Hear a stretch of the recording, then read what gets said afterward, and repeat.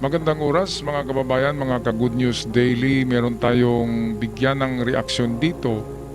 Ito yung pag-utos na ngayon ni Donald Trump. Nag-level up na ang gusto ni Donald Trump na kunin ang Greenland ay medyo agresibo na. Nag-utos na ngayon si Donald Trump sa kanyang military na gumawa na ng klaro, comprehensive plan para sa invasion of Greenland. Kasi nakikita nga ni Donald Trump na medyo ayaw ng Denmark na ibenta, ayaw din na ipa-occupy sa kanya, at ayaw din ng buong NATO, ng buong European Union. Kaya ano pang magawa ni Donald Trump? Meron lang naman siyang tatlong opsyon eh. Tatlong opsyon lang, bilhin kung ayaw ng Greenland na ibenta ito. Option number 2 ay sign a deal with US. Pangatlo, kung ayaw talaga sa dalawang opsyon, ay invasion by military force. Kaya ito na yung delikado ngayon dahil inatasan na ni Donald Trump ang kanyang military na gumawa na ng plano sa pag-atake o invasion plan para sa Greenland. Ngayon, nako, magkaalyadong bansa, di ba? Amerika at EU, buong European Union ngayon. Pero ang EU o NATO ay hati.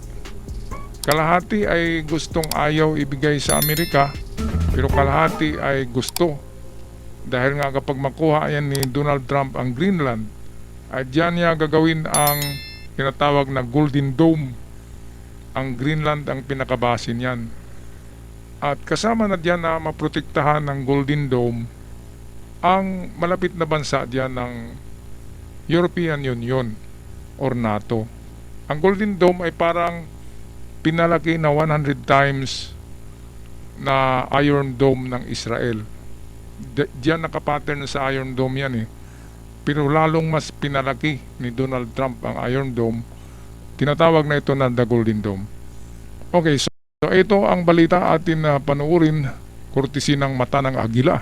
Inutusan ni United States President Donald Trump ang militar nito na maghanda ng detalyadong plano para sa posibleng paglusob o pagsakop sa Greenland. I'm not talking about money for Greenland yet. I might talk about that. But right now, we are going to do something on Greenland. Inutusan ni United States President Donald Trump ang militar nito na maghanda ng detalyadong plano para sa posibleng paglusob o pagsakop sa Greenland. Ayan, so meron ng I'm not military talking about money for reports o Greenland yet. intelligence si I might Donald talk Trump about that. na But right nagsasabi na now, matagal we nang are going gustong to do agawin something on yan ng Greenland, Russia whether they like at it or ng not. China.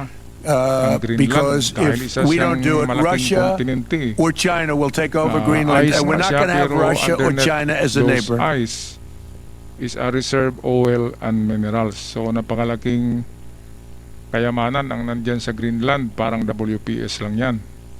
Ang problema nga lang dyan ay adverse condition, napakalamig kasi North Pole eh. Lahat yellow. At mukhang ang mga Pilipino ay mahirapan doon dahil sanay tayo sa mainit na klima eh. Kaya itong mga taga-Europe ay pwedeng mabuhay dyan. Yung mga taga-Alaska pwedeng mabuhay dyan. Pero tayo mahirap dyan eh. Meron nga akong sa Alaska, kasamahan sa trabaho, nandun na nagtrabaho. 400,000 ang sweldo buwan-buwan. Dahil nga sa adverse condition. Di ba walang gustong magturo doon? Teacher yun eh. Kasama ko noon sa public school teaching. At nandun na, milyonaryo na eh.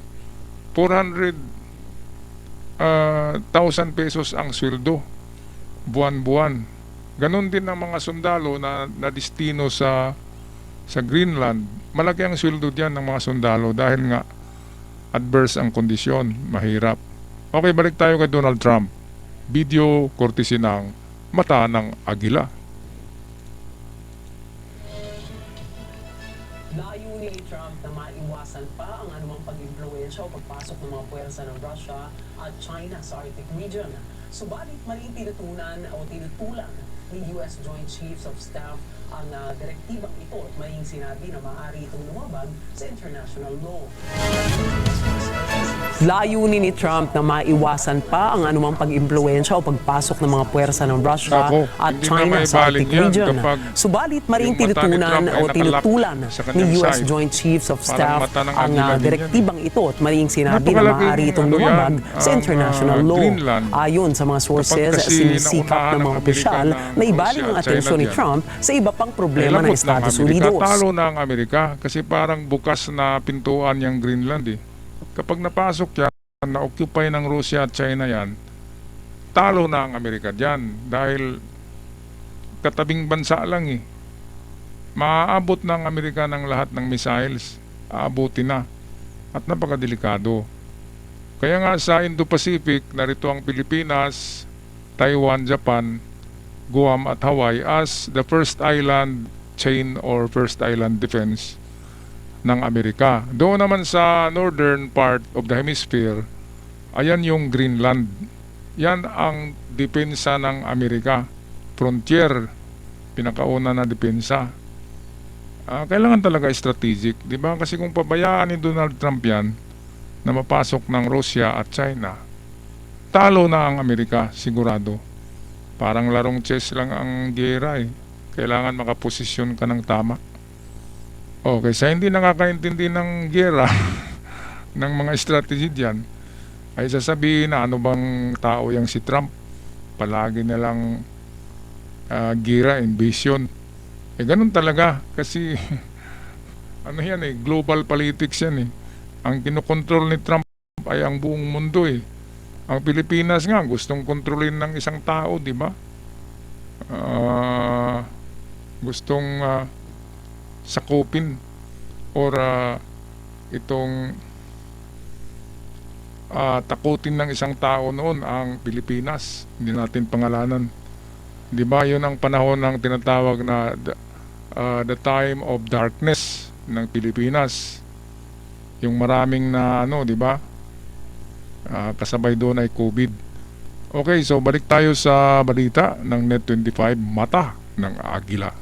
So dito na lamang tayo mga kababayan, ating antabayanan ang pangyayaring ito sa the Greenland, kung ano ba talaga ang marating ng usapin na ito.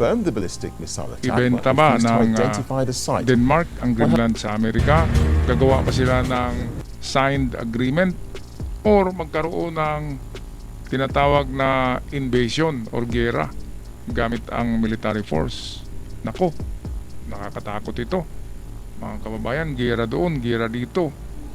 Kaya panalangin na lang tayo sa puong may kapal na sana lalamig ang mga ulo nitong Russia, nitong China at of course pati na kay Donald Trump. Ako'y magpapaalam na. Maraming salamat at sa mga bago pa lamang sa channel, huwag kalimutan mag-subscribe. Click lang ang ating red buttons, subscribers button.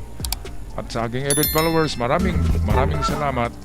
Hanggang sa muli, paalam, love and peace, not war.